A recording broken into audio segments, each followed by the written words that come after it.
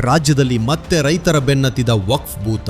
ತಲೆಮಾರುಗಳಿಂದ ಭೂಮಿ ಉಳುಮೆ ಮಾಡುತ್ತಿದ್ದ ನಮ್ಮ ಅನ್ನದಾತರ ನೆಮ್ಮದಿಯನ್ನು ಇಂದು ಕಿತ್ತುಕೊಳ್ಳಲಾಗುತ್ತಿದೆ.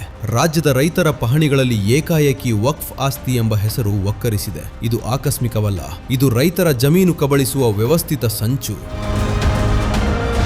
ಒಂದಲ್ಲ ಎರಡಲ್ಲ, ಬರೋಬ್ಬರಿ 1.8 ಲಕ್ಷಕ್ಕೂ ಹೆಚ್ಚು ಆರ್ಟಿಸಿಗಳಲ್ಲಿ ವಕ್ಫ್ ಉಲ್ಲೇಖವಾಗಿದೆ. ಉತ್ತರ ಕನ್ನಡ, ದಕ್ಷಿಣ ಕನ್ನಡ, ಶಿವಮೊಗ್ಗದಿಂದ ಹಿಡಿದು ವಿಜಯಪುರ, ಬಳ್ಳಾರಿಯವರೆಗೆ ರೈತರ ಬದುಕು ಈಗ ಅತಂತ್ರವಾಗಿದೆ. ತಮ್ಮದೇ ಭೂಮಿಯನ್ನು ಮಾರಾಟ ಮಾಡಲು, ಸಾಲ ಪಡೆಯಲು ವಕ್ಫ್ ಬೋರ್ಡ್ನ ಅನುಮತಿಗಾಗಿ ಬೇಡುವಂತಹ ದುಸ್ಥಿತಿ ನಿರ್ಮಾಣವಾಗಿದೆ.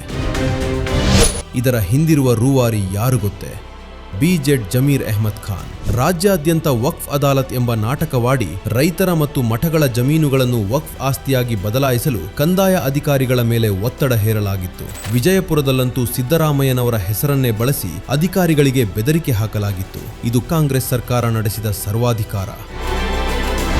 ಕಾಂಗ್ರೆಸ್ ನಾಯಕರಿಗೆ ವಕ್ಫ್ ಎಂದರೆ ಕೇವಲ ವೋಟ್ ಬ್ಯಾಂಕ್ ಅಲ್ಲ, ಅದೊಂದು ಭ್ರಷ್ಟಾಚಾರದ ಎಟಿಎಂ. ನೆನಪಿದೆಯೇ? 2012ರ ಅನ್ವರ್ ಮಾಣಿಪ್ಪಾಡಿ ವರದಿಯ ಪ್ರಕಾರ ಬರೋಬ್ಬರಿ 2 ಲಕ್ಷ ಕೋಟಿ ರೂಪಾಯಿಗಳ ವಕ್ಫ್ ಆಸ್ತಿಯನ್ನು ಅಕ್ರಮವಾಗಿ ನುಂಗಿ ನೀರು ಕುಡಿದದ್ದು ಇದೇ ಕಾಂಗ್ರೆಸ್ ನಾಯಕರು.